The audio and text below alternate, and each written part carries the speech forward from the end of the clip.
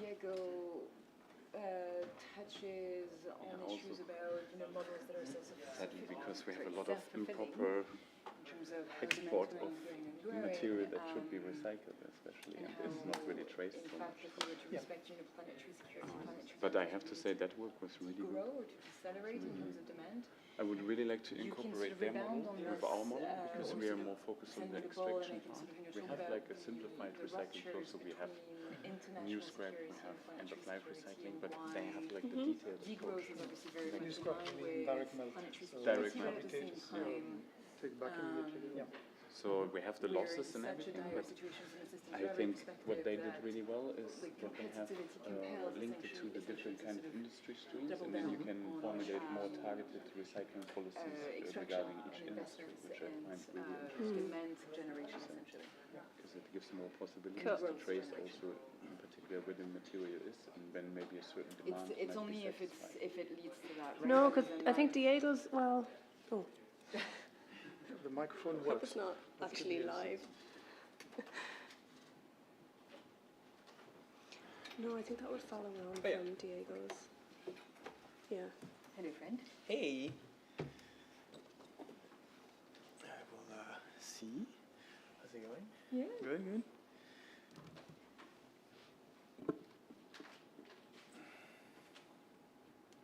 Because everybody's having post-lunch, it's different. Yeah, the weather's so bad. It's all right. We can still have a really good conversation with everyone who's here. Exactly, I think so. Yeah, that's kind of with the... Everyone participates. And online as well. Where's Nick gone? There's just so many simultaneous events happening. Is it already online? Like, I wonder. Does anybody know? Somebody needs to give us a green light, I guess. Where's Nick? Yeah, I don't know. He's starting it. Hello, hello? Okay. Just to make sure that it works. They're apparently the person up there is controlling it or something like that. Ah, okay. I don't know. Nick. Nick to the floor. Nick to the floor. Where did Michael and Toby go? And Cecilia. They're going to a different event. They're speaking with I think some of the Greens. They had a meeting with Very cool. and the Germans as well. Nice. Oh, I should have Okay. clock for your laptop. Yeah. Before. Yeah.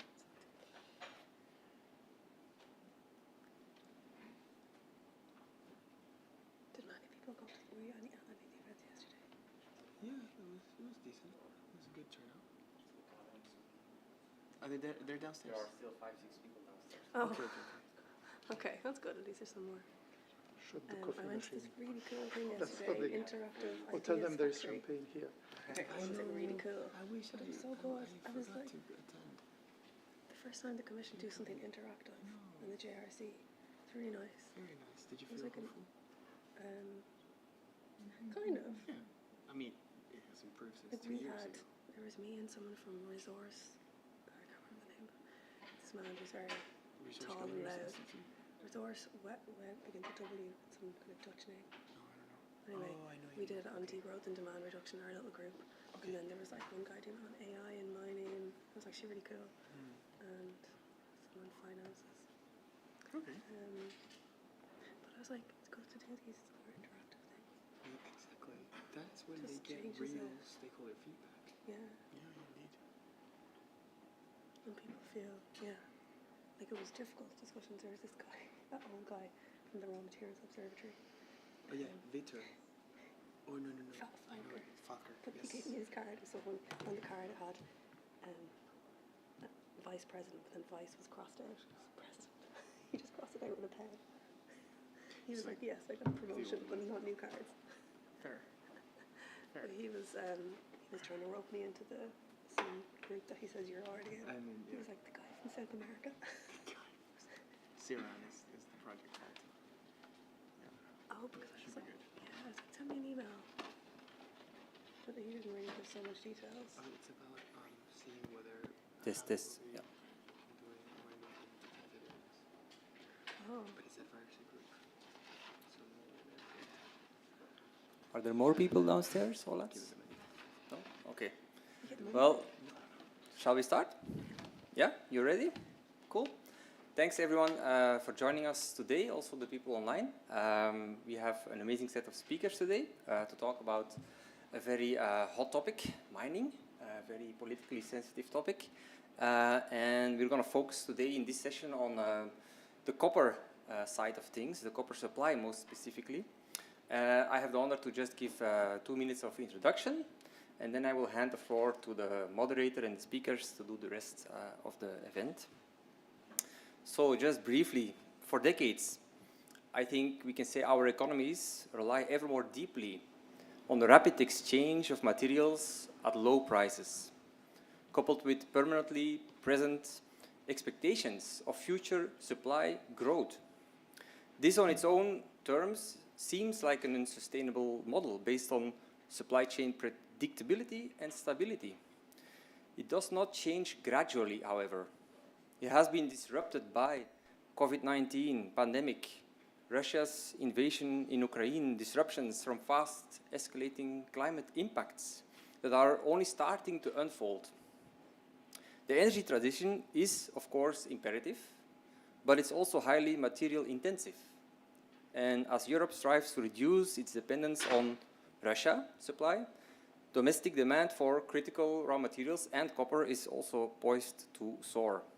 If supply and demand in the value chain of copper are left completely unchecked, maybe chaos and conflict could prevail.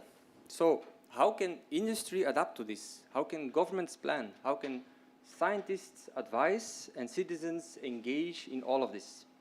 That is the subject of this debate, with copper as the flashpoint that we are going to focus on. How come we are here together? Well, the Horizon 2020 project, LOCOMOTION, which stands for Low Carbon Society, an enhanced modeling tool for the transition to sustainability. That's the project that funds the work of this event, and it has developed scientific models to assess the impact of various raw material scenarios, including one aligned with the European Green Deal. And this event seeks to explore this complexity of crisis and gain insights from LOCOMOTION's new integrated assessment model. And on that note, I'm passing the floor to Maeve, who will introduce all the speakers, I believe, and I wish you all a pleasant event. Hi everyone, welcome, and especially to the people in the room, thanks for turning out in this horrible weather we have with the rain. I think even you get wet walking from one hotel to the next. I'm your moderator from today. I'm Maeve Bulger. I work with Friends of the Earth Europe.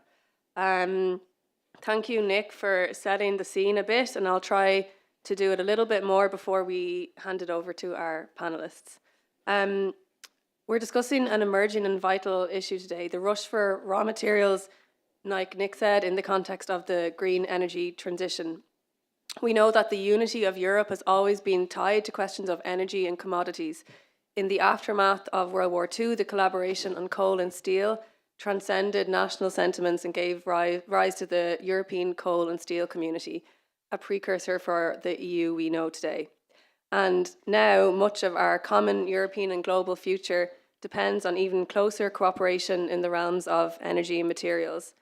This time, we face the challenge of phasing out coal and fossil fuels swiftly to avert societal collapse, yet this transition also poses another challenge, avoiding the mistakes of the past where an extractivist mindset underpinned resource exploitation. Copper, as the subject in point specifically today, is in particular a much needed and much sought after material. It is used across the economy, vital to many modern technologies, including renewable energy technologies and infrastructure. Half of all copper ever mined globally was extracted between 1985 and 2008, which, yes, when I saw this figure, I realized I need to update my figures, as it's probably massively more now compared to 2008. The International Energy Agency has stated that by the 2040s, the size of the global market for minerals like copper and lithium will approach that for coal today. And this was a few years ago. Predictions are, of course, under economic growth scenarios, which demands keeping up ever more extractivism. Yet, if copper mining continues to increase, the economically extractable ores might be depleted within a century. So, I'm really looking forward to the discussion on all of these points with the experts we have today. And I will hand it over first to Ole, who's right at the end. He's from Inland Norway University of Applied Science and has been working the past 4 years on the EU Horizon project LOCOMOTION that Nick explained, which has just produced a state-of-the-art and very detailed integrated assessment model, including one for copper. So I'll hand it over to Ole first. Do I get a pointer or like something? Yes. It's the green button to go forward. Okay. Big one. So hello everyone. Yeah, I hope you can hear me. I will try with a little bit closer like this. Okay, let's start on this. I will show you this. Maybe I go there. I can see the slides then what is coming. Yeah, so hello everyone. I will present a little bit the scientific side of the view when it comes to copper. And as Maeve already introduced, we modeled an integrated assessment model, which is a policy model consisting of many different modules like economy and also society, but also materials. And I will present you some of our findings and why copper is so relevant for our society. So first of all, I would like to note that our economy is heavily depending not only on fossil fuels, but also on metals and minerals in general. Here we can see a figure of all the global materials mined in the year 2021, and it is really evident that like iron is the most dominating one, or iron ore, but copper is already placed 4 in the minerals that we need for our society to function. What do we use copper for in our society? Like key components that we use it for is electrical wiring, electrification, also the grid infrastructure. We use it for plumbing, we use it for construction, so pipes and mechanical equipment. We use it for renewable energy technologies like electric vehicles. We use it for mainly all renewable energy technologies that you're aware of: offshore wind, onshore wind, solar PV, hydrothermal. All these require grid infrastructure, and all these require copper as well. Then also in the transportation sector, copper is widely used, like as well in combustion engine cars, but also in electric vehicle cars, and that much more. And then telecommunication. We use it in healthcare because it has really good purposes for antibacterial applications. We use it also in, it's not working, coinage. Like if we still use coins, in most countries we try to pay with card nowadays, but we used to use it for coinage a lot. And then also for industrial mechanical equipment. And here we can see a figure from the International Copper Institute or Alliance, where's the main applicants of copper is like the power grid with 44%, then electrical appliances and electronics with 14%, transport 12%, and yeah, then we have also the construction sector with 20% and other users 10%.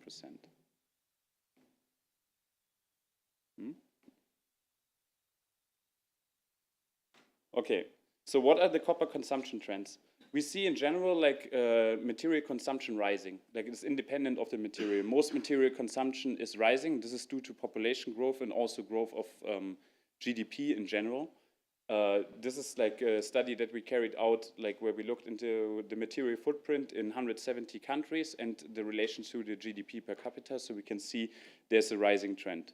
This trend we can also see in copper. Like what you see in orange is the line of historical copper consumption, and the blue line is the projected copper consumption that we see with a GDP growth of 2.7% with the current version of LOCOMOTION. So what is the relevance in the energy transition? We can see that copper is really relevant in the energy transition because it uses more like everything is more material intensive and compared to combustion engine cars when you compare electric vehicle cars with combustion engine cars, but also when you look into the grid infrastructure, when you want to produce electricity from renewable resources, they are more material intensive than, for example, gas power plants or coal plants. So then we see like an alarming trend in the copper ore quality. So like more and more rock needs to be moved to remove the same amount of copper.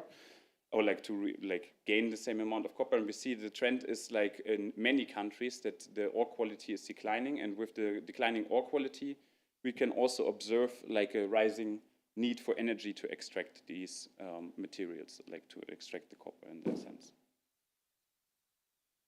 So, and we are not the only ones that see this in science, and also in like consultancy reports. We see a lot of reports that alarm us about the copper shortage that could come, or the copper demand and supply gap. And this is like a hot topic because we want to fulfill like the energy transition, but we also need to fulfill the demand for the economy as it is. And there's many studies indicating similar problems.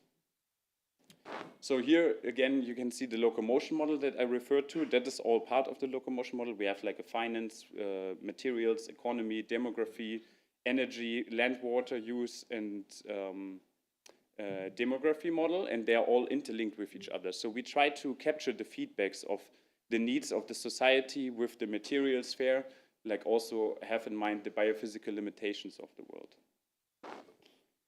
And when we model copper, we try to model like a whole picture of the copper.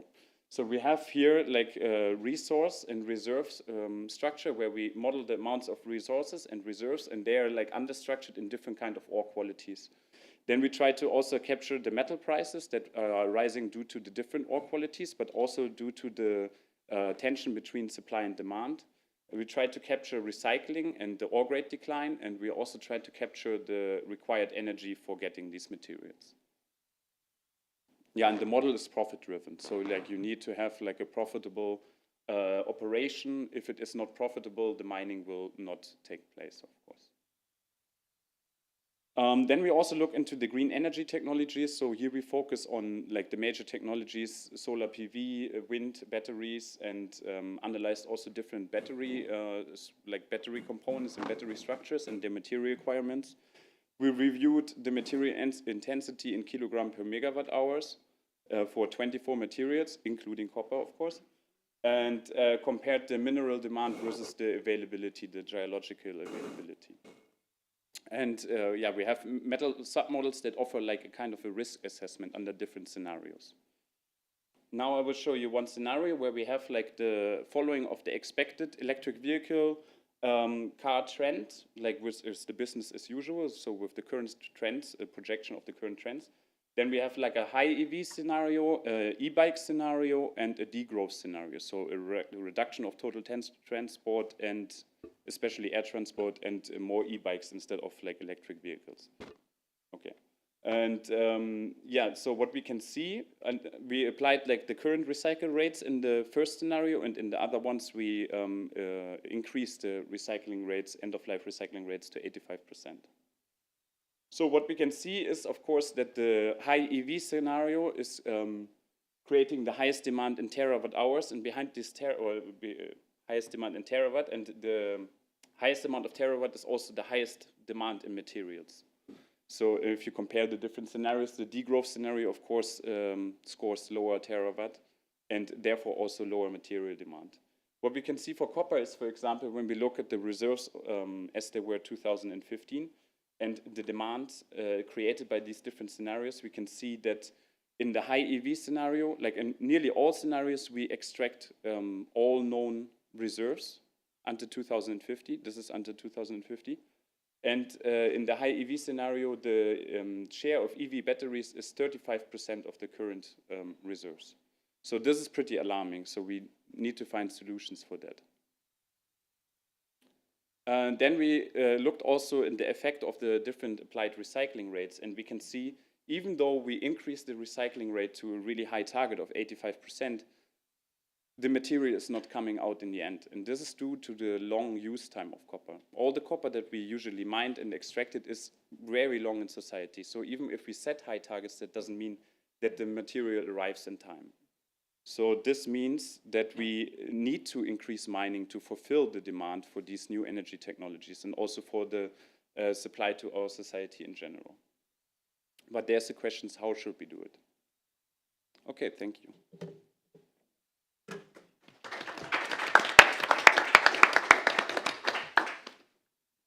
Thank you, Ole.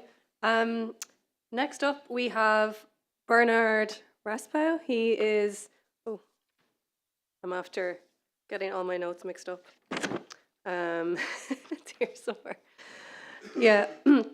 Bernard is Chief Executive of the European Copper Institute and also leads the Clean Energy Transition Programme. His favourite project is, I've been told, is the Global Copper Decarbonisation Roadmap. It's a landmark project that aims to develop pathways for copper industry-wide decarbonisation. So I'll give you the floor now. Thank you. Thank you very much. And the slide is already there. Great.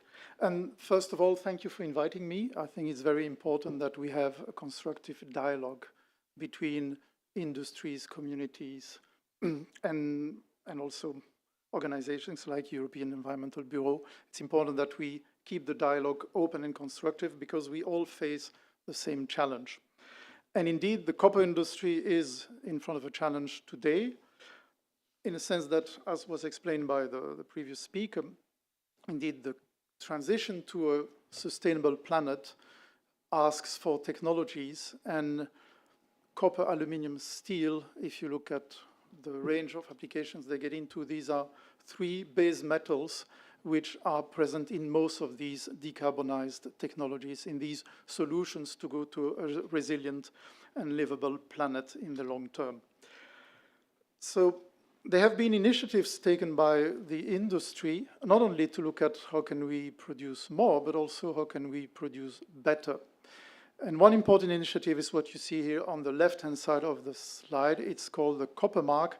This is an independent assurance framework, voluntary framework, that is promoting responsible practices in copper mining and processing. So it also covers the smelting part. Not yet recycling, but we are working on this. And the Copper Mark has been launched 4 years ago.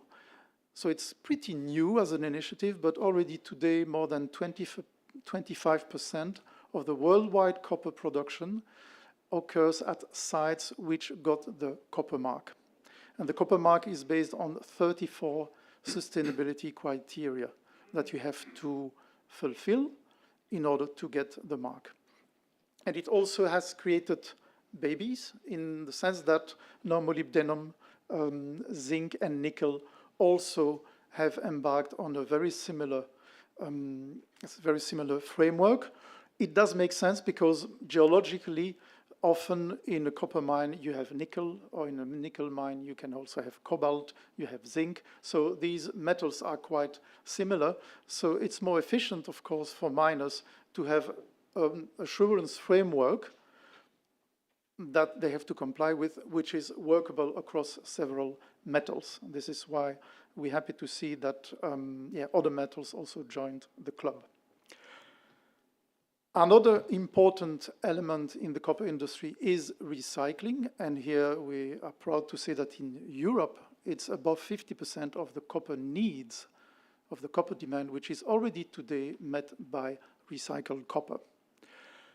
More can be done, yes. That will require a collaborative approach because it's not only on the industry to recycle. We need consumers to bring back copper-containing products into the loop. I'm sure everybody in this room has at least 1 or 2 old mobile phone at home in a drawer that you forgot. Well, it's full of metals, but there are no really mechanism, except there is one nice initiative in Holland, but there are no really established mechanism that incites people to bring it back and to make sure that then what is in there is recuperated. It's also a collective exercise in terms of product design, because the more complex, and all these, again, these mobile phones get more and more complex. It's difficult now to get battery out. Actually, you can't, except if you smash the phone. The design needs also to take into account that at the end of the life of this product, we would like that product to be easily dismantled into parts which are then easier to recycle. Otherwise, you get to a very high energy cost and also a very high labor cost. So recycling is an important element in the copper industry, and we see more and more investments into recycling, not only in Europe, but also now in the United States. And last but not least, and as our moderator said, this is my pet project. We spent 2 years with our members, with industry experts, with experts in hydrogen, in mining trucks, in sustainability. We spent 2 years to put together a decarbonization roadmap, which is called Copper, the Pathway to Net Zero. And in this roadmap, all the members of our association, so the International Copper Association, of which the European Copper Institute I have the honor to lead, is the European branch. All members, so all copper producers who are members of the International Copper Association, have committed to bring their Scope 1 and Scope 2 emissions to net zero by 2050. And it's not only a commitment in 2050, because you all know that it's easy to commit today if you're going to be retired by 2050. There are also intermediate steps. So there is an indicative trajectory. It's not only where we're going to land in 2050, it's how we're going to do it practically starting from next Monday. And actually, there are already a lot of initiatives by copper producing companies to decarbonize.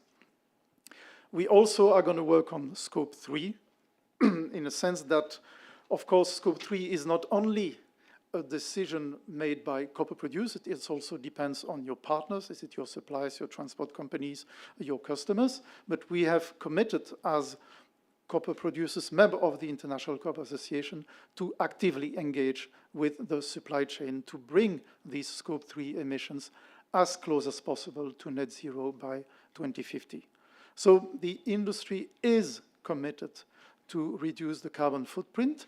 It is not an easy road. It is not a walk in the park, but we are committed to go there because we also recognize that this is an issue we all face, and the copper industry can contribute to this, not only by supplying a metal, which is, as I explained in the beginning, important in a lot of applications. Is it a heat pump? Is it an electric car, a wind turbine? But also we have a role to play. We have a duty as a part of society, as an actor, to be proactive in decarbonizing our own production processes.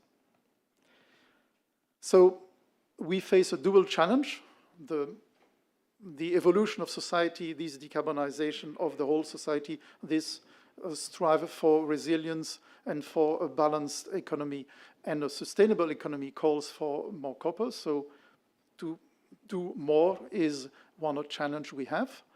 But we also have and recognize and take on that challenge to do it better, more responsible, and also going to decarbonization. Thank you for your time.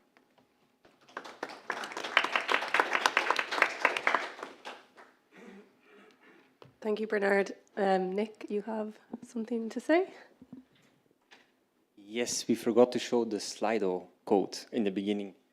So I'm going to invite you all, if you want to have questions for later in the debate, to go a bit back. If you have any appliance with some copper inside, it's most likely going to be a phone or a laptop. Then I'm just going back. Sorry for that. I forgot to mention this to the moderator. Sorry, Maeve. But we have a Slido code somewhere in the beginning. Almost there. Oh, Ole, you really put a lot of animations in there. Almost there. I thought this was going to go faster. Yeah. Yes. Oh, where did it go? Maybe it's one more. There you go. Ta-da. So, you know Slido.com, you know how it works. You can just type in this website, Slido.com, because I saw somebody nodding no. You add this code, so note down the code or just type it directly. You can ask whatever question you want, just keep it very short, not a statement, but a question. And at the end, I'll maybe just have a look at my computer, and I'll just raise my hand and I'll mention to the moderator, hey, we have this question that a lot of people are voting on that they need to ask.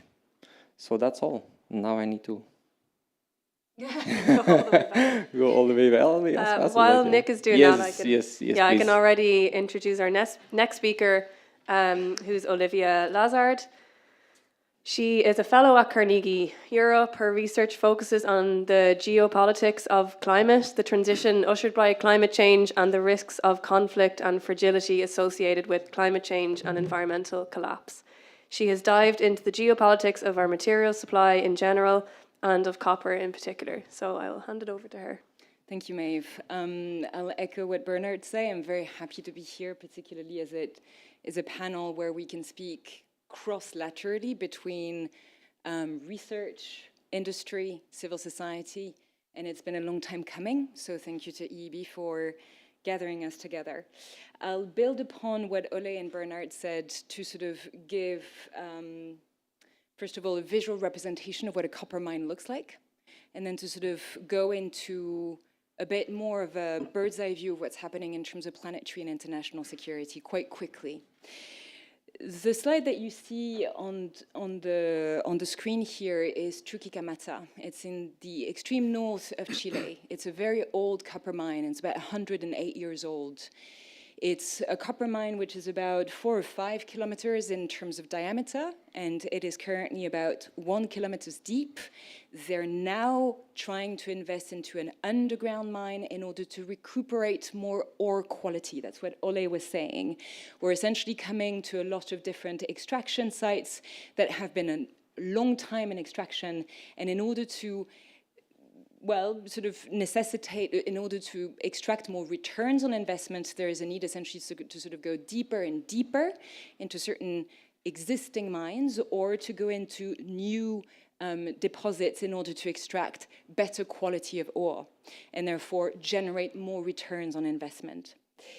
I want to make sure, as you see the next pictures, that you do not directly jump saying, oh my God, this is awful. This is part of the exercise that we need to acclimatize ourselves to today.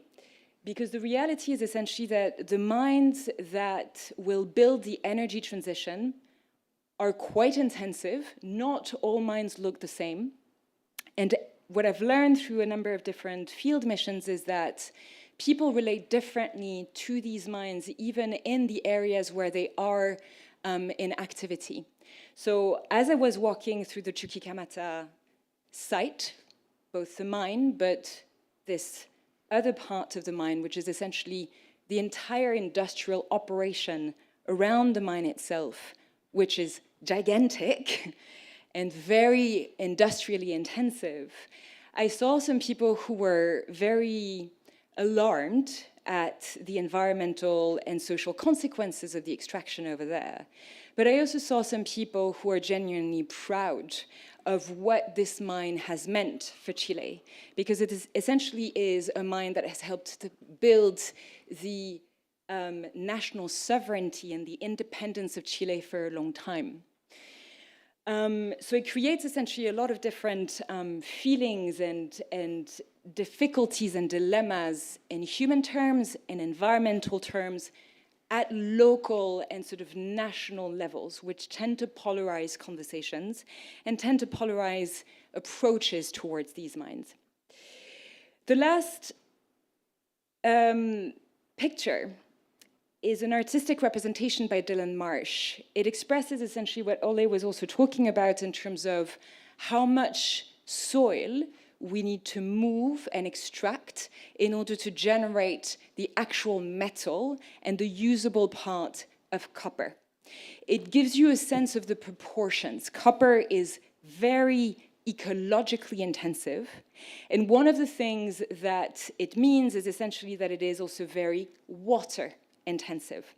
So in a place like Chile, which is a country, especially in the high north, which is particularly water challenged, the imprint and the footprint of a number of industrial actors from the copper industry, but also from the lithium industry, creates a lot of anxiety over the future of shareability and integrity of water systems in those areas. And this is important for one particular reason.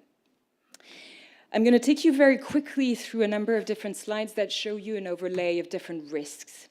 This is a graph that I took from the Visual Capitalist, whatever I could find, and I'm sure that Bernard would have a much better map, but it gives you a sense of the various deposits and where they are in the world. and where the active mines are, where the potential mines are as well. You see a big sort of concentration in the Andean zone in Latin America. You have a lot of copper in different parts of North America, as well as Central Asia and in East Asia, Southeast Asia particularly. This is important because if you look at this map and then the next one, particularly the bottom map, you're going to see essentially the climate vulnerability of the countries that are particularly endowed in copper. And that means that when you have climate vulnerability, which is defined both by the intensity of the shocks, both regarding water scarcity, but also the shocks coming from flooding, from storms, there are essentially disaster potentials, and there are some competition around certain key resources, particularly regarding water. The other aspect that this map shows, and this is from the index from the Notre Dame GAIN project, is whether or not these countries have essentially a sense of adaptability, and therefore capacity to withstand and be resilient to climate vulnerability. Those countries that you see in orange and red are the least capable in terms of adaptation going forward to climate shocks. That means that, on the one hand, extractive industries can bring a lot of economic resources, but that the attention in terms of how the wealth is distributed, generated, and redistributed is going to matter regarding the national security of these countries going forward. There is another layer of risk which we need to take into account. This map is from Bernardo Strasberg et al. This map shows you, especially the red and orange areas, the places where we need to regenerate ecosystems that are absolutely critical to regulating the global climate regime. This map shows you how to shift from an environmental purview when we look at the effects of mining and extractive industries to a vertical purview that looks at ecological impacts of aggregate mining across the world.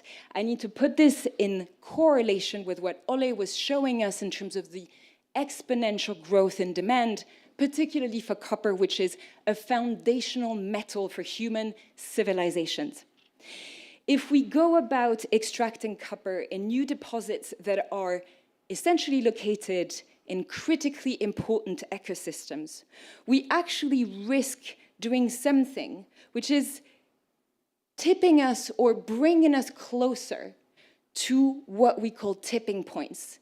There is a massive report which is about to be released in about 2 weeks' time about the criticality of tipping points. If, for example, the Amazon were to tip into a savanna state, what it would mean in terms of the biophysical relationships and interdependencies that hold our world together. If we grow closer to these tipping points, then there is a potential essentially to accelerate climate disruptions and to destabilize further what we call planetary security, which is a new field of security around which we do not have particularly strong institutions at an international level. And the last thing that we need to take into account is that technically, when we talk about an energy transition, we're in fact talking about the fourth industrial revolution. The demand that is generated around copper and other critical minerals is actually serving energy transition purposes, digital transition purposes, and the construction of technological architectures and industrial frameworks around the world. And it is also serving, particularly now, military equipment purposes, which is important because it means essentially that we have a demand which needs to be scattered around different sectors. Because the reality is that the fourth industrial revolution, or the energy transition, is actually leading to some kind of power transition whereby China and Russia are two front leaders when it comes to how to build upon the reality of vertical supply chains, from extraction to smeltering to processing to technological assembly and to export of different types of technologies that they're using as part of the systems rivalry.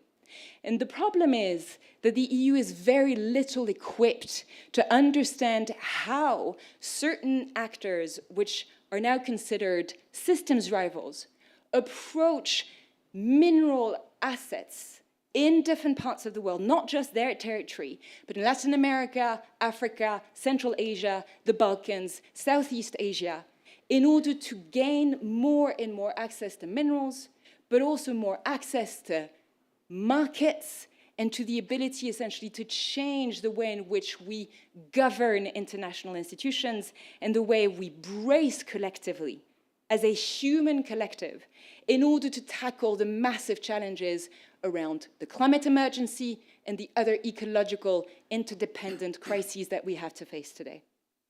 I'll stop there for now. Thank you.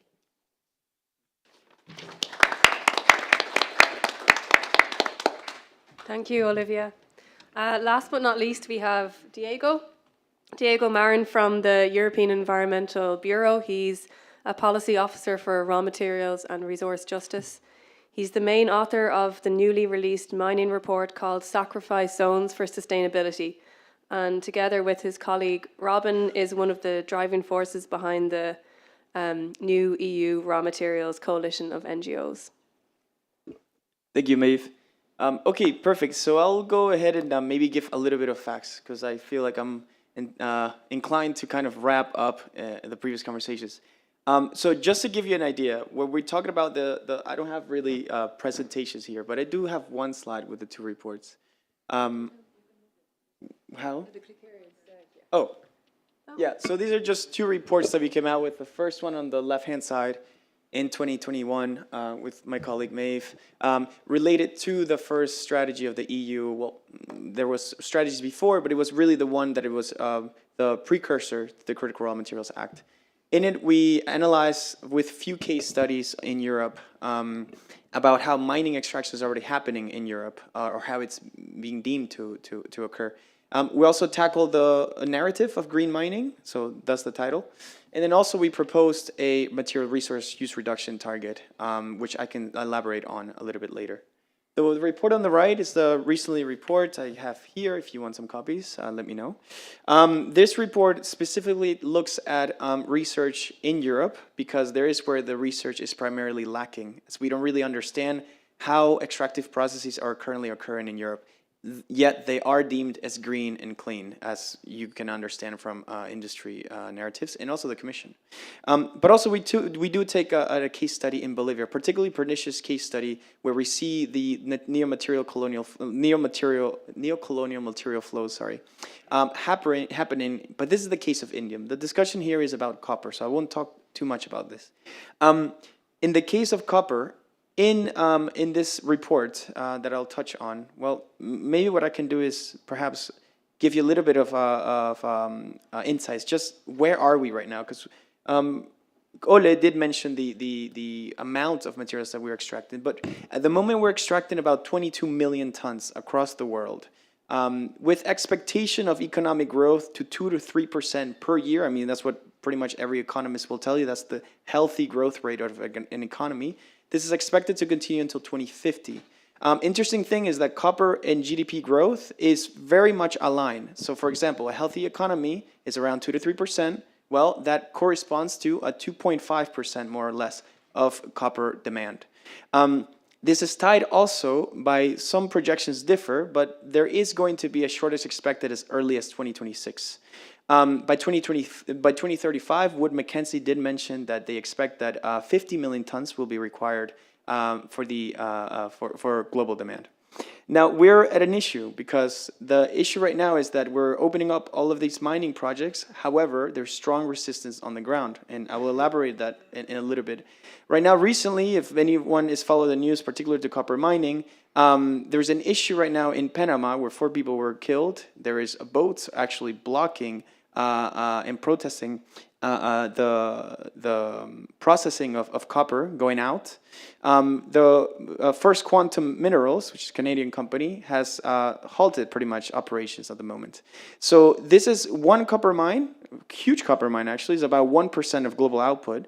So it's a very, very significant amount when it comes to prices.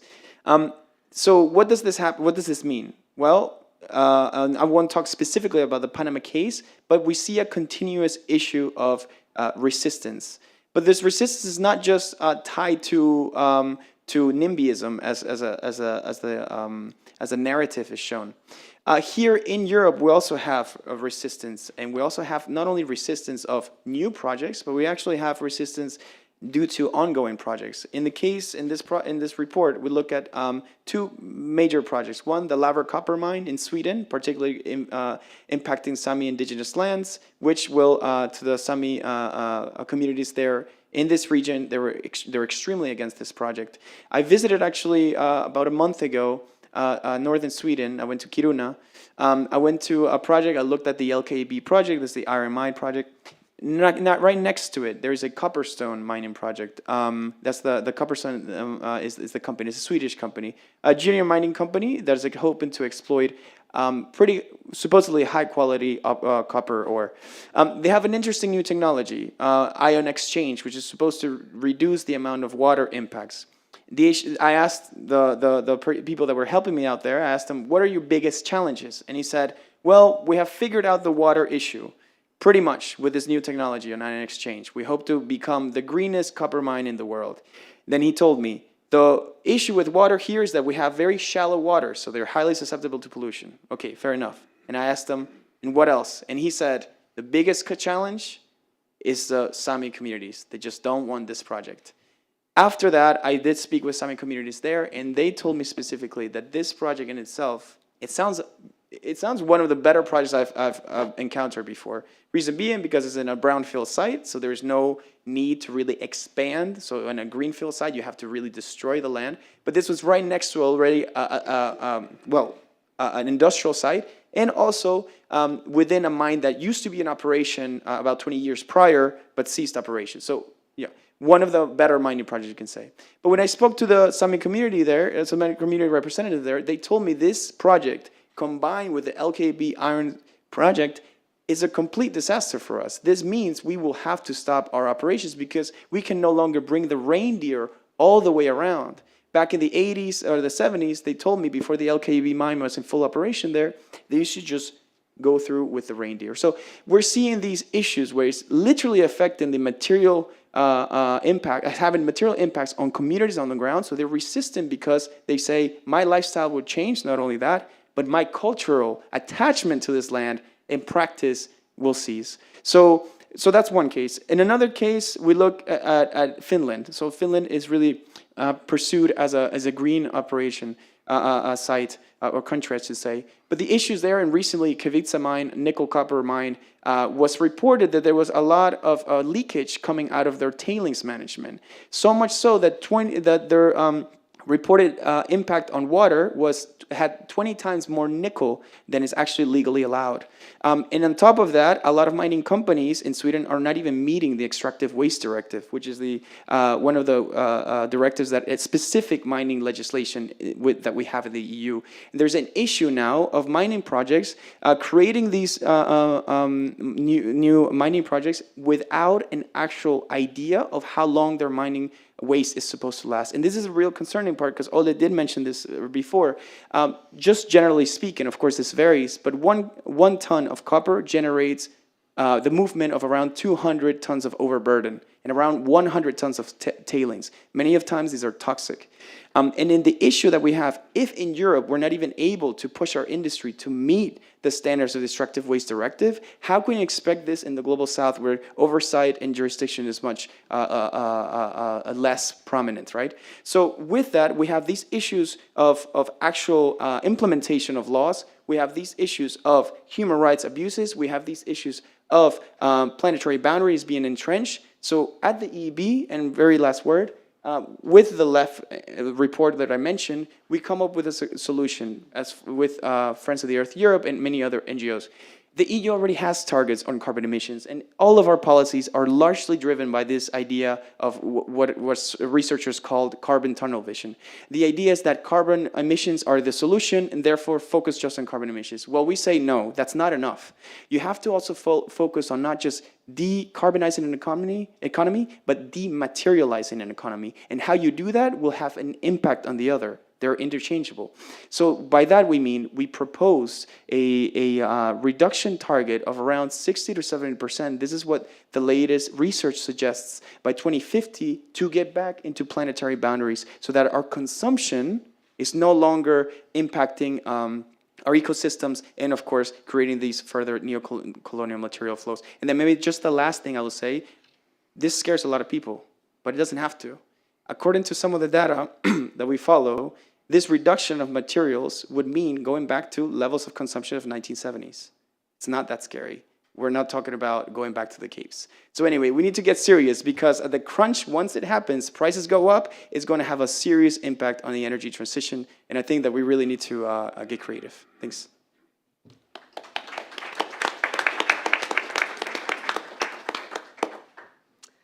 Thanks, Diego, and thanks to all the speakers. We're going to move into about a 20-minute, half an hour, maybe 20-minute panel debate. I'm going to ask some questions, and then we'll take about 20 minutes for questions from the audience. So keep writing in on the Slido. Have you got many yet, Nick? I'll go to the next slide for the... Yes, we can keep that up in case you haven't. New people who came in, you can go on to Slido and ask any questions you have for the panelists there. So I'm going to start with you, Bernard. Diego was talking there a lot about, we heard a lot about the impacts of copper mining, and you yourself also mentioned the copper mark and the net zero commitments that you have.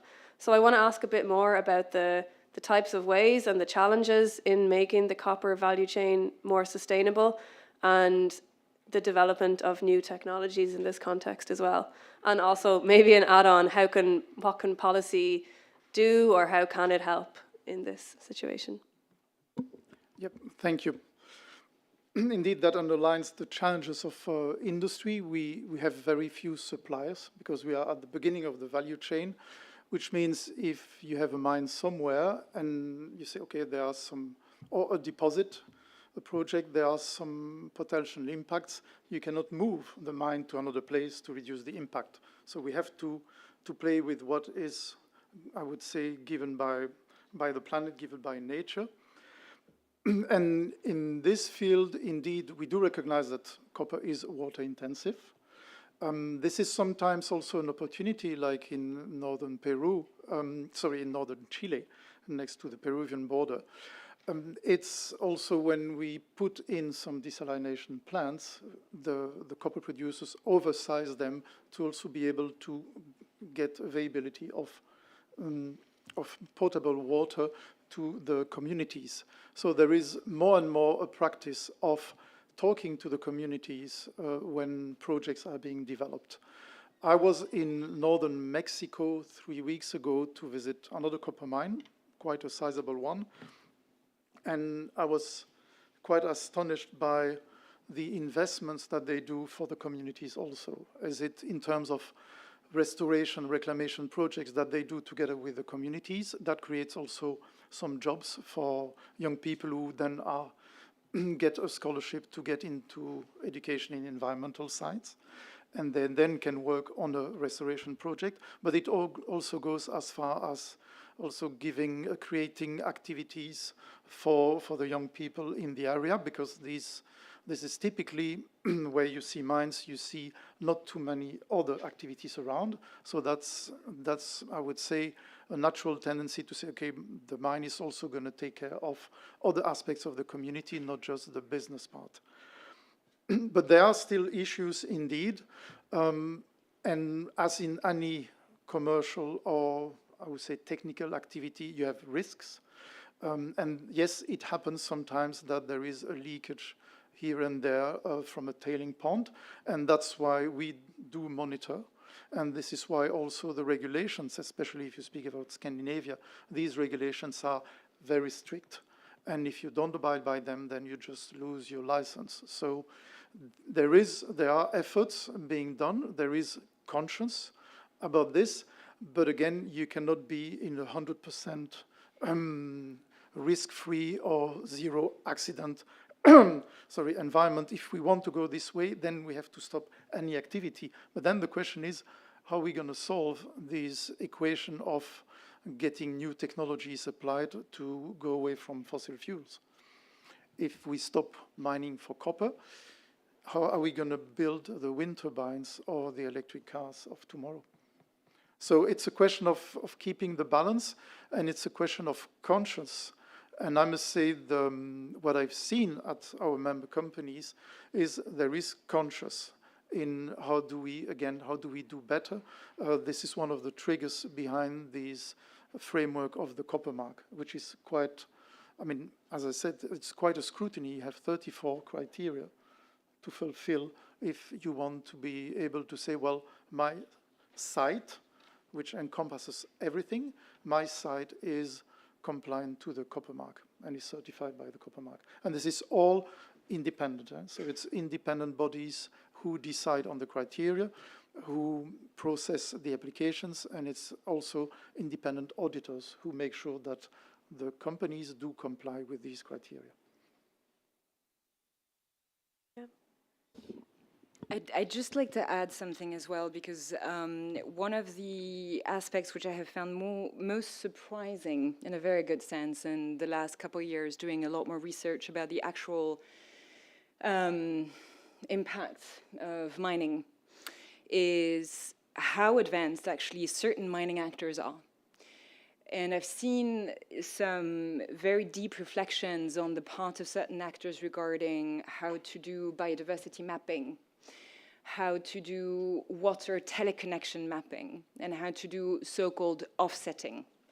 I'm not going to sort of talk about it in the sense of carbon offsetting, but if you look, for example, at an actor like En Bas de Vie in Madagascar, which exploits nickel and cobalt in the center of Madagascar, they have trialed and tested an approach whereby they invested into an area outside of their operation area, which is exactly the same size and which is essentially sort of designed to try and maintain biodiversity and to maintain communities around in order to sort of help with the preservation of nature in an island which is very well endowed from a mineral perspective, but from also a biodiversity and ecosystemic perspective. The reason why I say this is because this is particularly important around the water challenge. In Chile, for example, I've seen a number of actors, and there are many, particularly in the high north, which are essentially saying, we're going to run out of water, and we're going to need to invest in desalination plants. There is a catch-22 in that, because it means essentially that you invest into more technology, which is going to be more energy intensive and more materially intensive. And it's also going to be more spatially intensive around the coast, particularly, where for now there is no coordination between a number of different private actors, and they're saying we're all going to invest into our separate desalination plants. I'm sure this is a conversation that will evolve, but how would Chileans feel if a lot of their coastline was essentially taken out of their sort of natural environment for desalination and industrial purposes? There are a number of conversations that I find really exciting about how industrial actors and ecological engineering actors who are working on how to do complex regeneration in order to restore the hydrological cycle at local and global levels can come together in order to see how they can improve essentially water tables and water regeneration in certain places which are going to be particularly challenged from an industrial perspective. This is actually one of the very fundamental challenges which is a central theme, not just to certain areas, but to the entire way in which we deal with this energy transition or with the fourth industrial revolution, where we cannot go about more extractivism without going towards more regeneration, and that demands a completely different set of competencies to really tackle these challenges. Yep.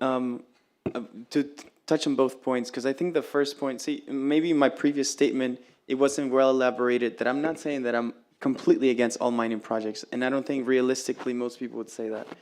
What I'm saying is that the level, this is not even me, this is OLID, this is also mining.com, this is Wood Mackenzie saying, we are heading towards a gap. and this gap is going to have a material impact on people. Right now, this impact is done by the war in Ukraine, in terms of many different materials. COVID crisis also had a huge gap. What about when the demand is or geopolitical conflicts that could happen? We don't know what they will be. And of course, Olivia can speak more about that. But what I'm saying is that creating a raw materials reduction target is actually being strategic and being truly resilient on what's going to happen. And this means recycling recycling is, of course, a huge tool for that. And you mentioned recycling. Half of EU's consumption comes indeed from recycling. However, our expected demand will only allow for, even when the recycling does increase, it will only increase relative to the proportion of the demand, which is minimal, what I'm saying. Now, in battery manufacturing, Earthworks created a study, and they did mention that around 44% to 50% of copper demand, expected copper demand to batteries, could be mitigated by recycling. So absolutely, it is a good tool. But at the same time, I don't want to create this idea that we're all completely against mining, because that's not the case. The case is, though, that unfortunately, up until that point, and I will touch also on copper, Mark, companies are not doing enough. We just had a report recently by Oxfam, who mentioned, for example, the case of indigenous peoples. I was speaking about this earlier, and we've had some indigenous representatives here. Only 2 companies are effectively having within their policies free, prior, and informed consent embedded within their policies. The implementation is something else. I'm wondering, in case of the copper mark, for example, I know you don't have a grievance mechanism that is aligned with United Nations guiding principles, for example.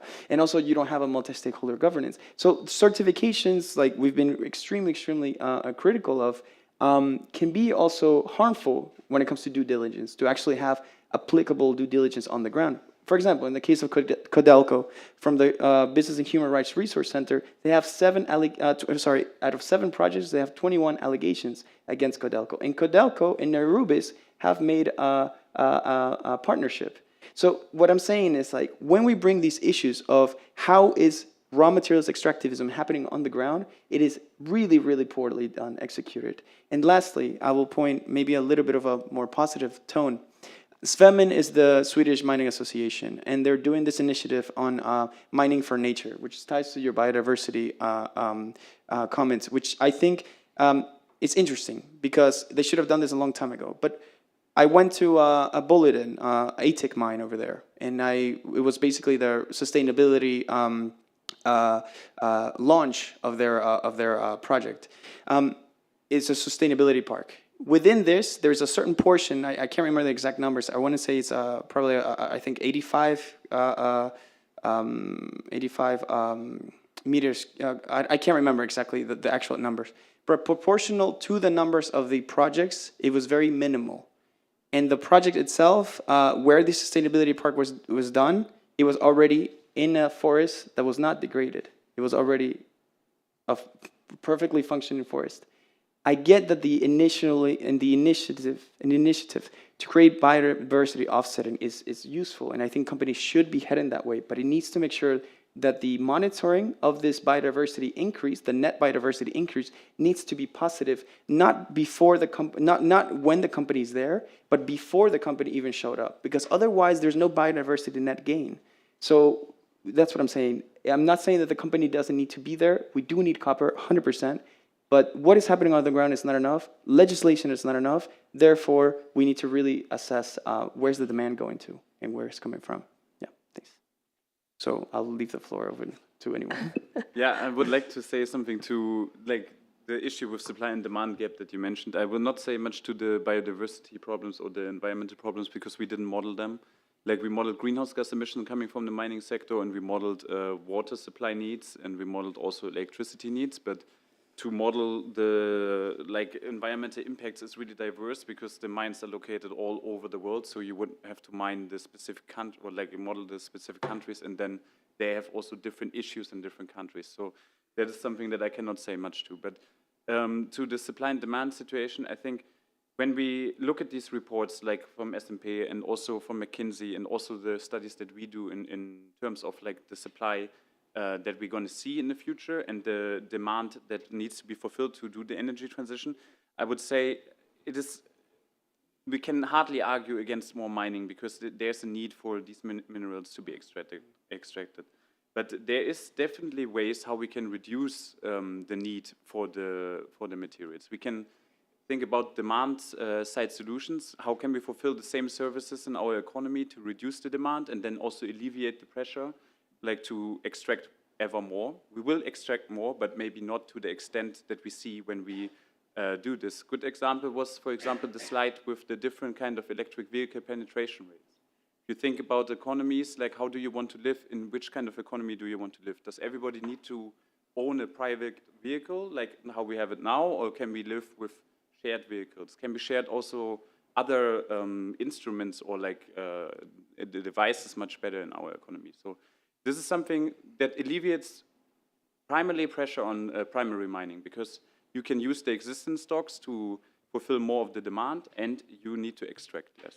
That is something that I can say to this part. We also track, what I say, is like the rising need for water, because also we trace the ore grade decline in the ore deposits, and of course, then you need more water to do the same procedures. But to the environmental part, I cannot mention too much. I know a lot about it, but we didn't model it, so we don't have data to make sufficient claims. Bernard, would you like to respond to some of Diego's comments directly?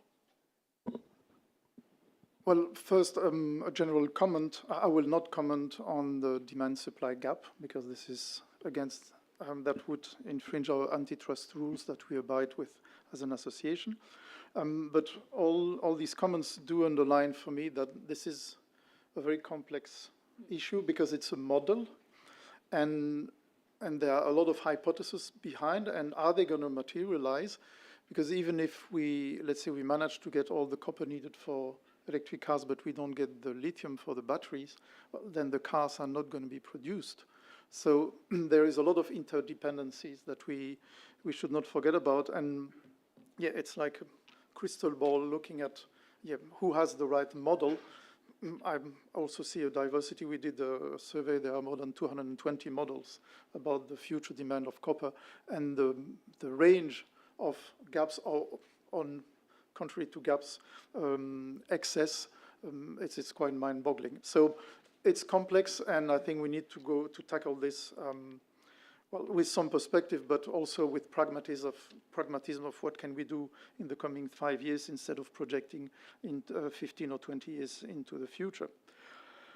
In terms of compliance, are companies doing enough? This is where the dialogue is needed, and this is where we need to find this compromise between our planet, our environment, between the communities where everybody operates and where we live, and of course the businesses. So it's the people, planet, profit, if you want to call it like this. This is a difficult equation to solve, and to solve it we need a compromise. And yes, it's mining copper, especially open pit, which is 80% of the copper mined worldwide.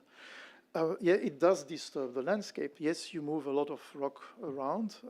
You have to move your overburden. Tailing ponds take a lot of space because of the quantities of water we use.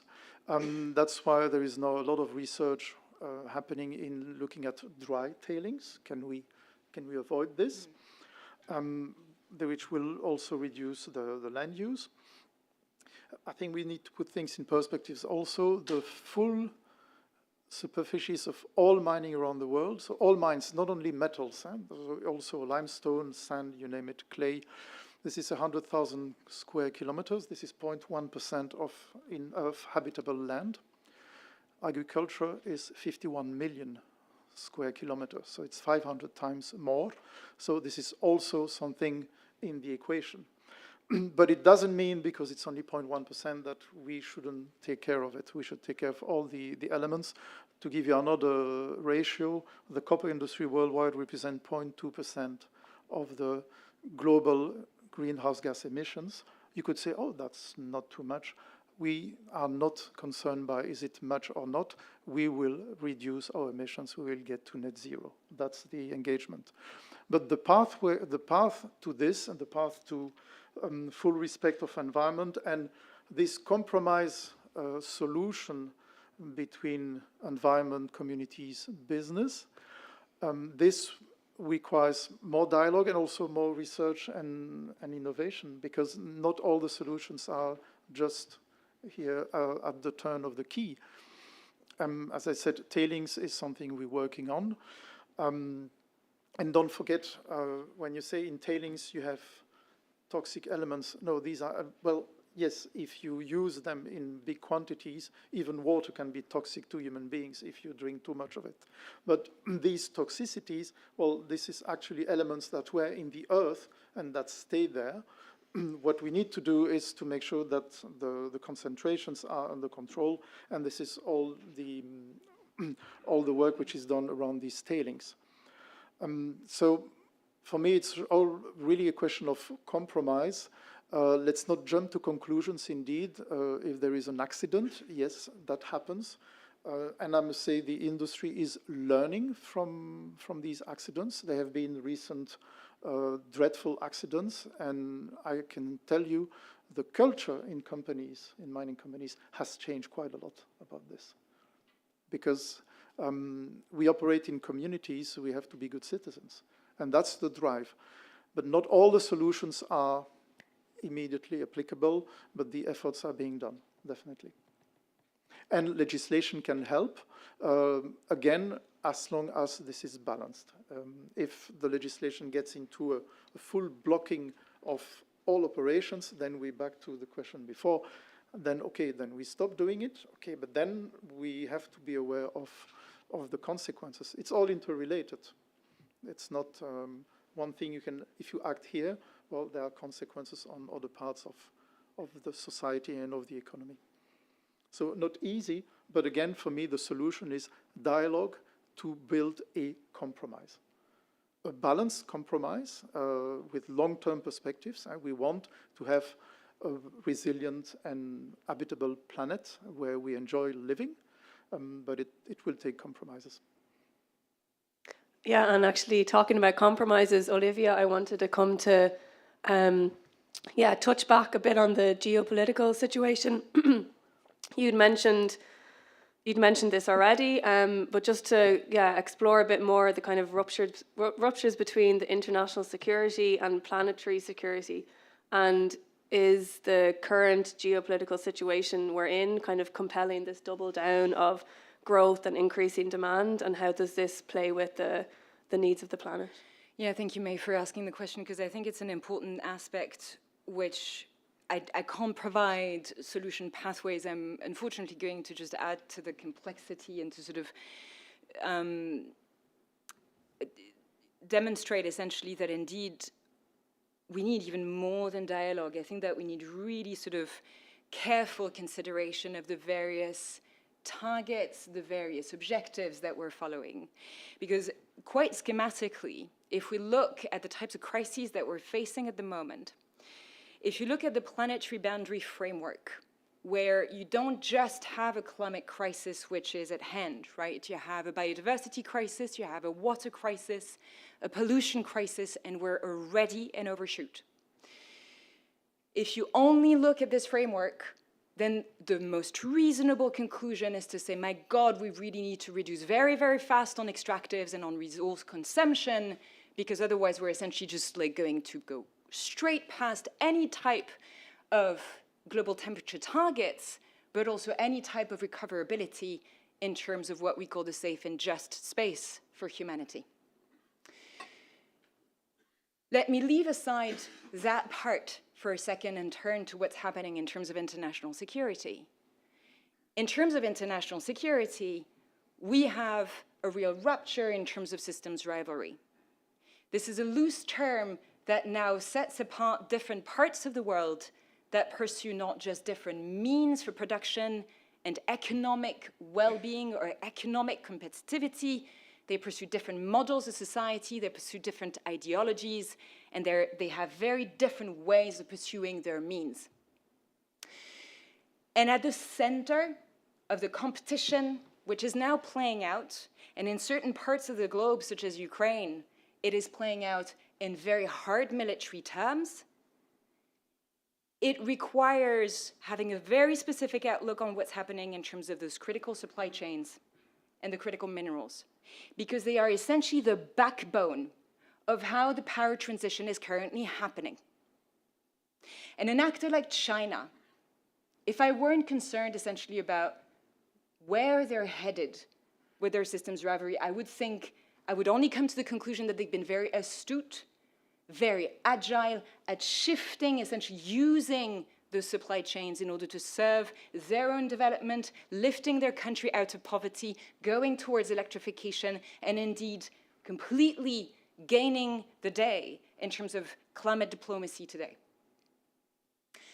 But the reality is indeed that growth is going to be necessary in order to deliver on targets, particularly in the EU, regarding competitivity with actors such as Russia, China, and others, including old allies like the United States, for example, where essentially what's playing out with those critical minerals is not just the energy transition and its impact on the face of the earth, but it's also the competitivity regarding the future of economics, and therefore, in Europe, the future of welfare state, the future of the functions of the state, and how, therefore, we can indeed look at, well, if we want to mine, and if we want to trace how minerals are going to be used, then we're also going to have to look at how to generate value from taxes that can enable the competencies of a state in terms of what we call the global public good or the national public good, which include obviously health, which include education, which also include defense and security. And it is no surprise today that indeed Europe finds itself in a very critical situation in which it is dependent on outside actors for its defense, whilst war is back on the European territory. Extended territory, not just obviously not defined as the borders of the European Union. And at the same time, from a competitive perspective regarding technology, regarding the future of economics and markets, it is also behind.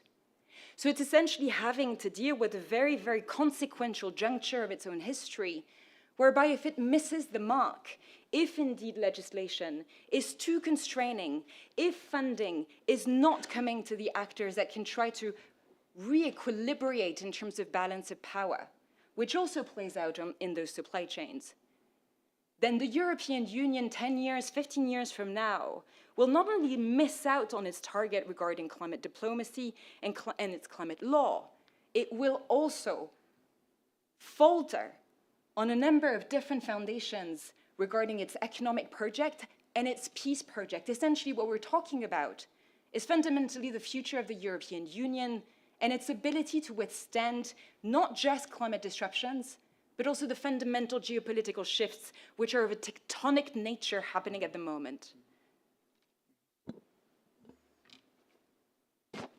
I'll go to, will we see? There's already a lot of questions. It's difficult to see. Those questions actually aren't reflected on the front slide. I don't know if somebody's able to fix that. Sorry, hard to see them. Oh yeah, I can get them on the laptop. I can go with the first one. Yeah, go for it, Ole, yeah.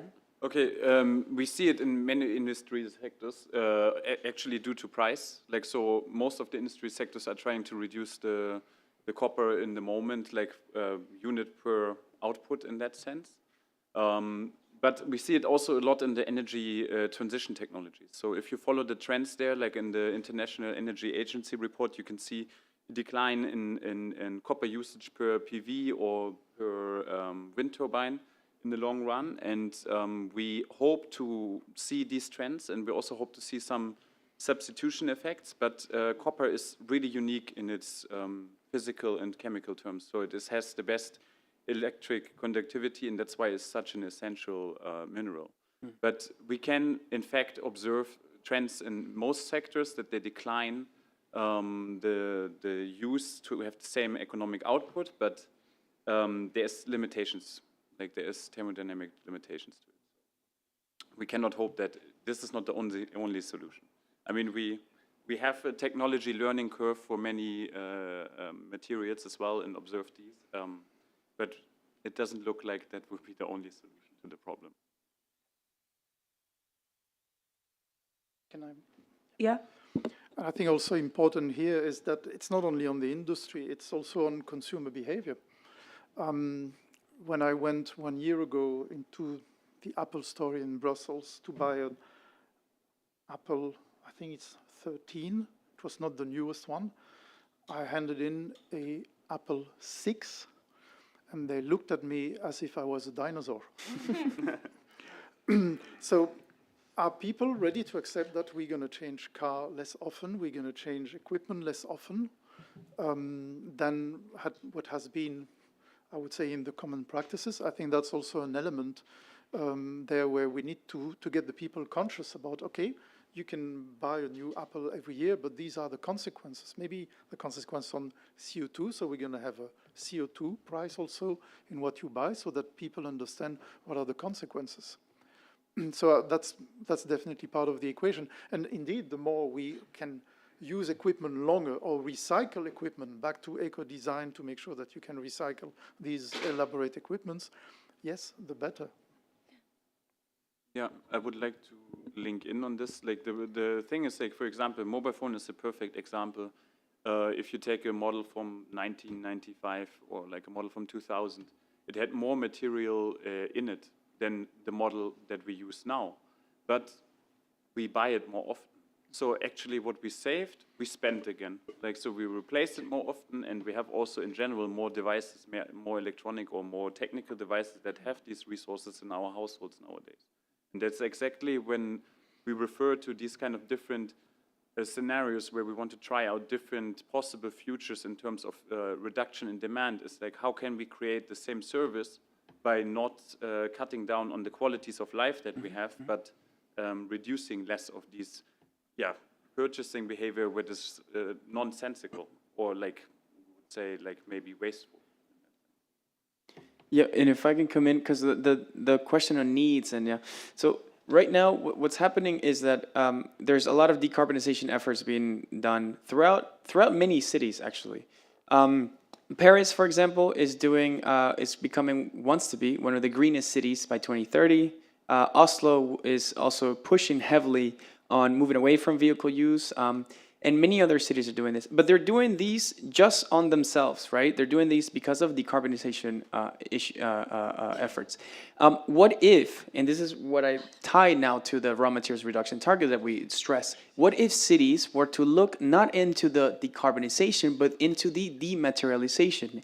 It would highly, highly push efforts to reduce emissions demand much, much more, because right now, electric vehicles are seen as a primary use of reducing carbon emissions, and maybe here I might be speaking to the choir here, but at least maybe people that are listening and online, it's like for the planet, walking is much better than an electric vehicle, and if that's like the lowest hanging fruit in many ways.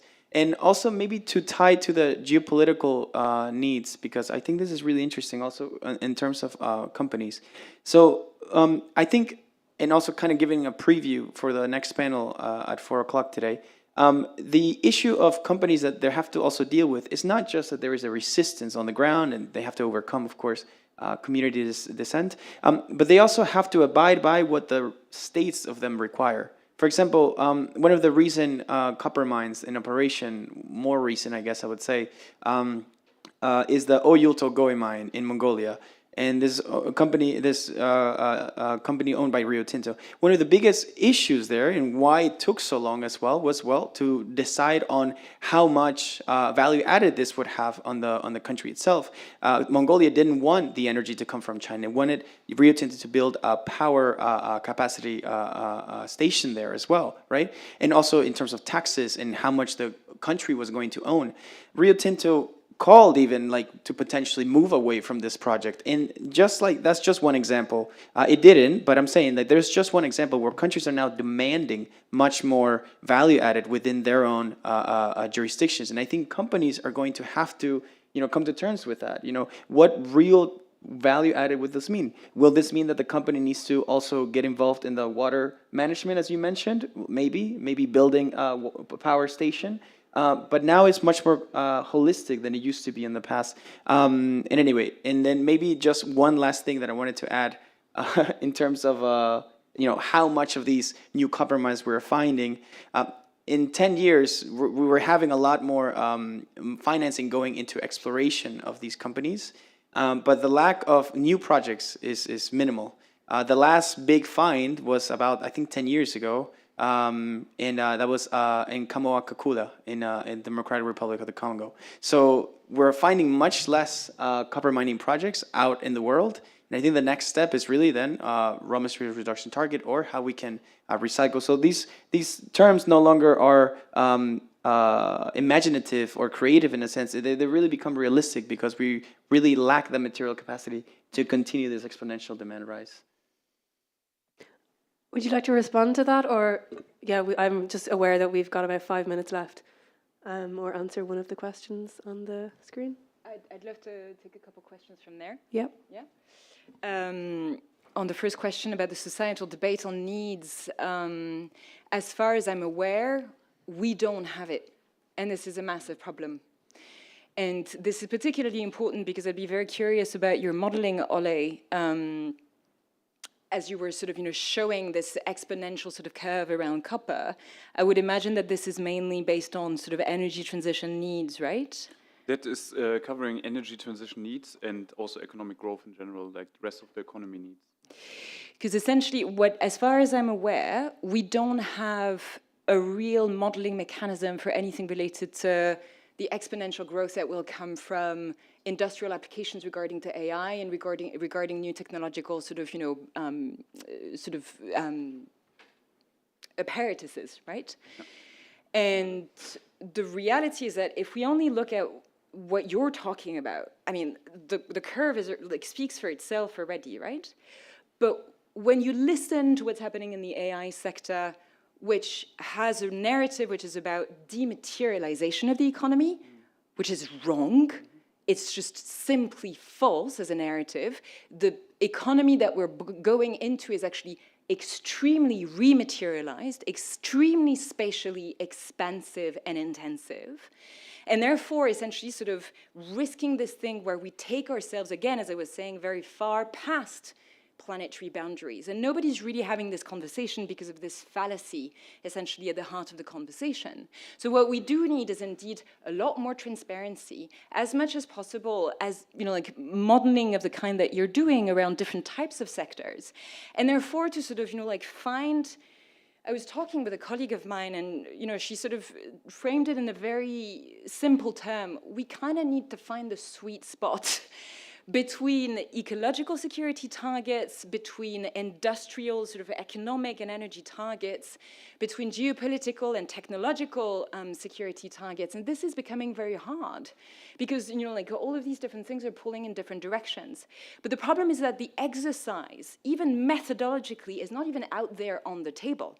So what I'm working on, for example, is trying to, you were saying, for example, that your model doesn't compute environmental and ecological sort of, impacts, right? We do on the global scale or like on a regional scale, but not on the, where's the mining taking place, this kind of environmental impact do we have? We model, of course, climate change effects, tipping points and all these, right? But as a sum of all the actions that happen on the global scale, not in particular, this is linked to the mining industry, this is caused by opening a mine or closing a mine, or this is leakage from a mine, this is not modeled. Okay. So we model on the global scale what kind of CO2 levels we have, water level rise, CO2 emissions, and all these kind of effects.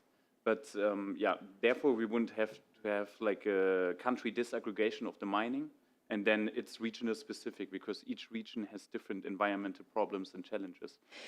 So, I'm starting a new project for the University of Exeter, and I'll close there because I know that we're way past the time, which essentially comes, as a missing piece of your puzzle, right? Mm-hmm. And so we're building slowly as a research community, identifying the gaps. They're kind of glaring, but we missed them for a long time. And the next step is indeed sort of, taking all of this and sort of saying, well, okay, we can't let perfect be the enemy of the good for the climate transition because we need to go very, very fast now.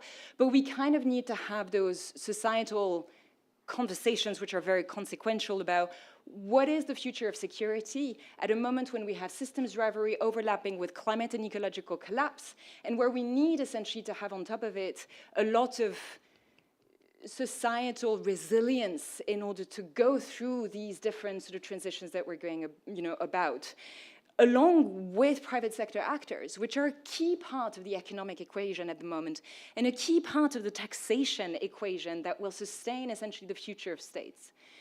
I'll close there. I've been told we can stay on another 15 minutes if panelists are able to stay a bit longer, or you need to leave. Not with pleasure, because it's what I call a good dialogue, constructive. Maybe to quickly answer one question there, Coppermark does have a multi-stakeholder governance. 50% of the votes in the governance are not with the industry. So, and I invite the person who did ask the question to look at the website of the Coppermark, and if there is hesitation, I'm available to get some additional clarification. Idea to merge with ICMM, World Gold Council, and TSM. There is a project there of convergence. It's not really a merger. Why? Well, to make life easier for all the stakeholders, so that we have some coordinated approach instead of having different parallel mechanisms in terms of assurance. That's why. Just a question of efficiency. I would like to say something to Olivia and maybe also touch on the last question down there. First of all, I would like to say, so you mentioned the sectors like of digitalization and machine learning, and how there's also demand rise from these sectors coming. So like the positive thing about the model is that we have like modeled in different sectors. So we have like, I think 35 different sectors, 62 different sectors in total over 35 regions. So if we want to introduce something like the copper intensity of one sector is rising because there is a higher distribution of, or like penetration of digital technology, we can model something like this. Then you would see also like a rising demand, not only from the energy transition, but also in these sectors. So there is possibilities to do something like this. The model is, by the way, openly available, so, and will soon be published in the end of the month, actually, and there's documentation online. So researchers who want to play with it can also explore it, and there's more about it. Then I would like to touch on the last question a little bit, and that was like, often we talk about the just transition, like how can we do something for the poor countries? This is a thought experiment, but I would like to invite to think about it, because I'm located in Norway and I'm not a Norwegian citizen, but I'm a really big fan of the Norwegian model.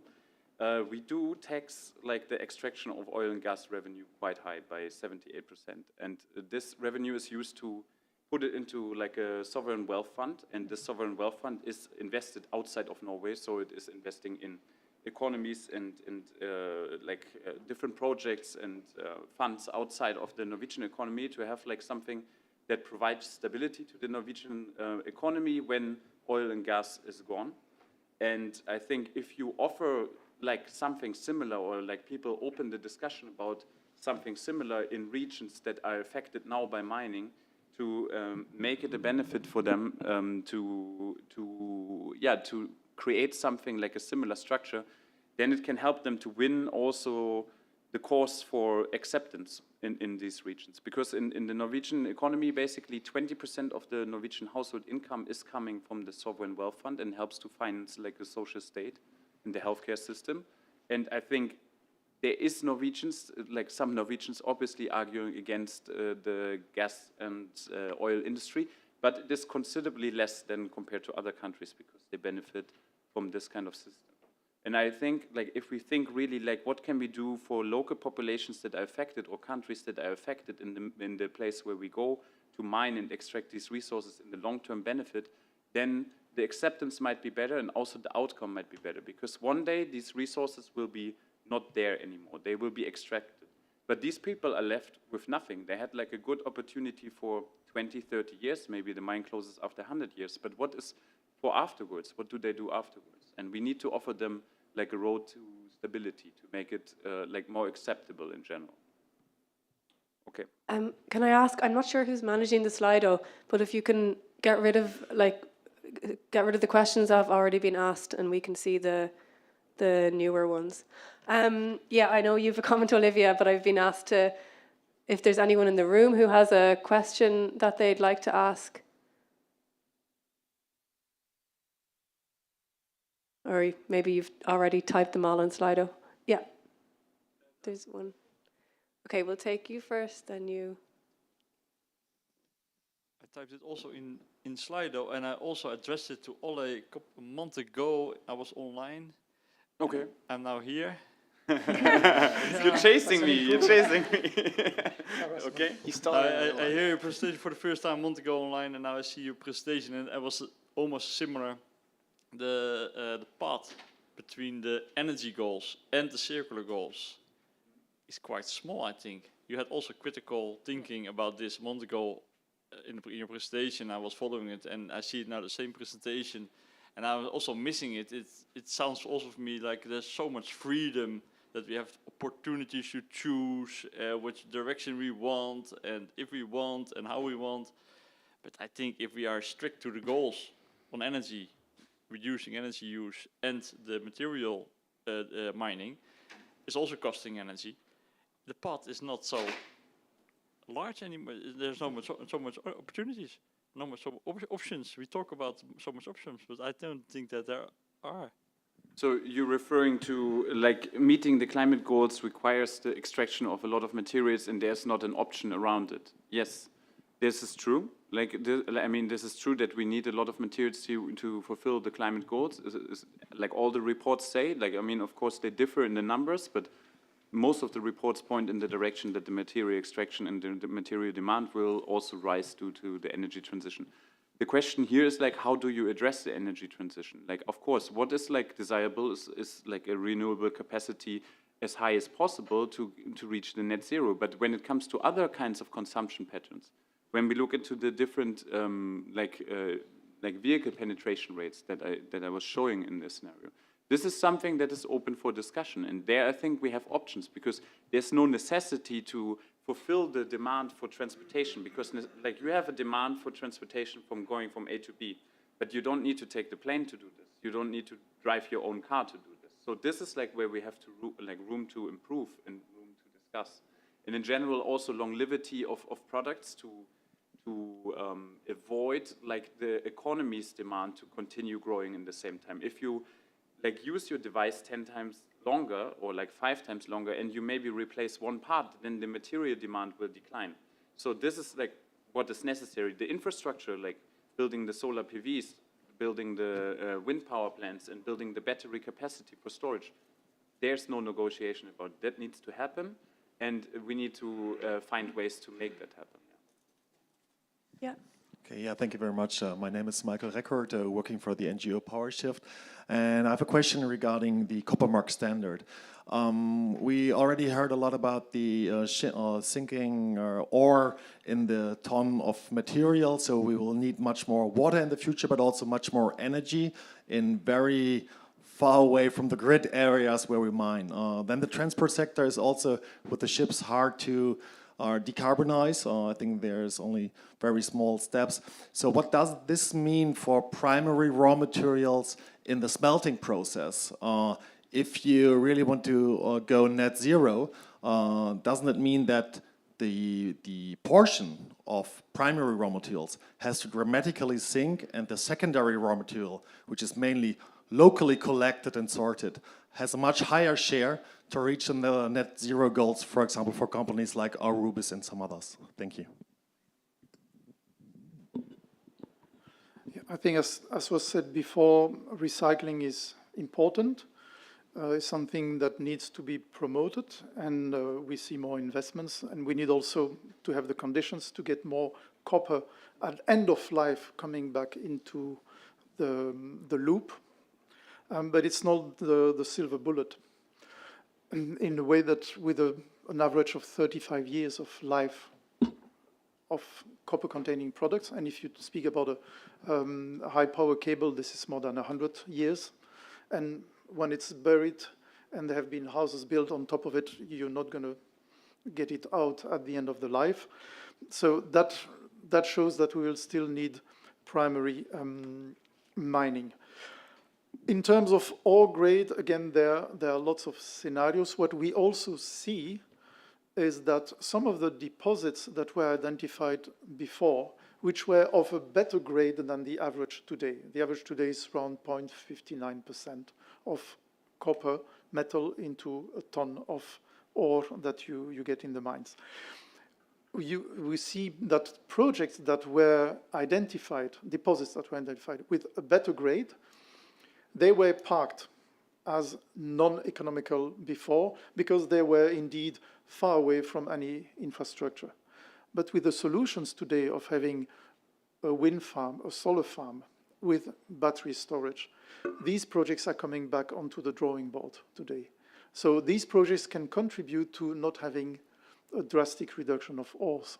And don't forget that the way you exploit a mine, you always start from the highest ore concentration, so the best ore part of your deposit, and then you mine through to the lowest part. This is why if you look at the full ore grade, of course in every operating mine, the ore grade is going down. This is part of the mining plan. But for the future projects, we do see that there are some projects coming up where the ore is more promising than the average. So it's not as drastic as sometimes. It's not only a simple extrapolation of the past. That's what I want to underline here. We have just 3 minutes left, so I'll give some final comments to Diego and Olivia as they haven't spoken in a while. Then we'll wrap it up. So Diego, you want to go first? Sure. So just really quickly, one of the things that we really push for, because we're talking about recycling and declining ore grades, was to include, this is last year, so before the Critical Raw Materials Act came out, to make sure that we put a lot more attention on remining of tailings, of waste. So right now the technology is developing to the point that some of these tailings could be economically viable, and I think this is a really important step where the industry can, in a sense, also clean up its image to become much more responsible by cleaning up the waste, and especially that legacy waste that has continued especially since the last commodity supercycle. So in that sense, I think in Europe we produce a lot of waste, and in the case of Finland, 70% of this waste is related to mining sector. So there's a lot of potential there on how much we can source from tailings. And we're very happy that the Critical Raw Materials does put attention on it. On one last point, maybe just really quickly to close, and somewhat of a new development that we have seen within the Critical Raw Materials Act is that many civil society organizations really heavily worked hard on this, is to include demand mitigation measures within the text of the Critical Raw Materials Act. And I think this is really, truly welcoming, because it's going to help us become much more resilient. And we can ask questions on how we get there. Well, this will ideally help the models, as you mentioned, Olivia, to become much more objective and much more wholesome in the coming years, because its approach will no longer be, what does the market need and how do we meet it? But rather, we know how many models can we actually have, and see how our policies are able to meet these different ones, as the IPCC does have these different scenarios. And we can develop that for raw materials. It's absolutely possible. So we're very happy that it is included within the Critical Raw Materials Act. As so far, it's not a finalized text, of course, but we have received provisions or signals that there is some positive text on the demand mitigation measures within the Critical Raw Materials Act. So yes, I'll close there. Thank you. Maybe one last word about this question about the relationship between energy-intensive countries and what we now call mitigation asset providers, which correspond to countries in the so-called Global South, which also happen to be regeneration hosts and climate-vulnerable countries. These countries, these mitigation asset providers, have effectively become the arbiters of the energy transition, and therefore of the power transition from an international security perspective. They're now receiving a lot of different offers, which are almost functioning like an auction system in terms of who gets to offer what and how much more and in what kind of sectors. And the EU has to wrestle with both its past from a colonial perspective and its future in terms of how to meet the climate law and its own security and things like this. So it's creating essentially some sort of difficulty in terms of positioning within the EU at the moment, particularly essentially when the EU has made it its trademark almost in the last 10 years to work on aspects of governance in countries that are fragile, conflict affected, climate vulnerable, and where this notion of working on governance is now looked upon as being so-called neo-colonial. And when in fact, and this is also something that we have to work on from a research perspective, the word neocolonialism right now is a sort of referring to a lot of extractivism. And the extractivism is actually sort of being led by actors that are not very concerned with environmental standards and with social standards, and I've seen that with my own eyes in fairly fragile countries. And so there's a bit of a bind where the EU indeed sort of should try and position itself indeed on the type of standards that are necessary to improve in terms of how to look at extraction, which is necessary to meet the standards and the sort of needs of the energy transition and potentially other types of sectors if they're deemed necessary for security purposes. That requires, again, the help and the sort of willing participation of industrial actors. And it requires thinking outside of the box, because the reality is that the EU, for all intents and purposes, is now a middle power, which is in need of recreating and of contributing to the creation of a different international security and international order system. And its allies are indeed these very same countries that are at the heart of the new ways of extractivism and which can use this wave of extractivism as a way to propel themselves essentially into more stability, more climate adaptability, more resilience, and more security. But that requires a different type of thinking around what to offer, how to look at partnerships which go beyond just economic diversification measures, and how to really invest into what is the security in a world, what is security in a world like today. The old template is not going to do, and we don't exactly know what the future is made of, and we have to look for it together. So there is a whole thing to relearn and to sort of design in terms of how we approach partners, in terms of values, in terms of investments, in terms of looking at how ecology plays into industrial revolutions and how industry can also benefit ecological research in terms of engineering and things like this, and how to marry different equilibriums that actually require walking a super tight rope, not just in Europe, but as a human collective. Okay, great. And ending on that note of how complex the situation is, but solvable if we really put our minds to it, I'll hand it over to Nick to wrap it up. Yes, thank you everyone. Thank you all the speakers for being here and making such an effort. It was really interesting to hear. Thank you all for coming also online. We can also still talk a bit below if some speakers are able to stay. I just felt like maybe just commenting quickly on something that I heard about batteries and phones and how you cannot like take them out, for example. Well, I have a Fairphone. Yeah. It took me 5 years, the last one, compared to 1.5 years on average in Europe. They provide 10 years guarantees, and they're a nice initiative. I'm also part of car sharing, also a nice initiative. 8 times less materials for a car. However, both of them, both the phones and the cars, they're vulnerable because governments are not giving support to the initiatives that really matter for dematerialization. And that's why I think we have work to do as civil society to get to these targets, and working with the industry and with the experts and the scientists on how to make it work for all of us. And this is, of course, not going to be the result of a debate of 2 hours here, but it was really nice to hear all the perspectives and to have so many questions and engagement from you all. And on that note, I think we have to wrap it up and leave the room because the next debate is in 10 minutes. So see you downstairs. Thanks. Thank you. Thank you. Thank you. Nice teas. Thank you. Thanks. Welcome. Thank you, Bill. Thanks, guy.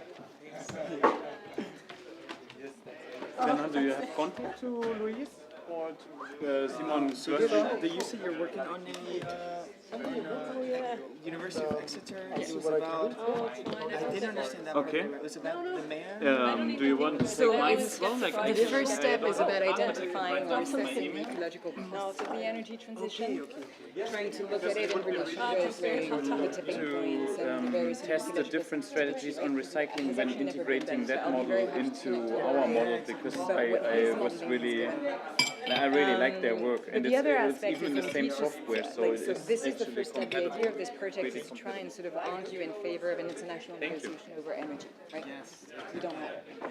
And in terms of how we can sort of look at a different type of framework around global security that reconciles international and planetary security. I have no idea if it's going to work. It's a completely wild bet.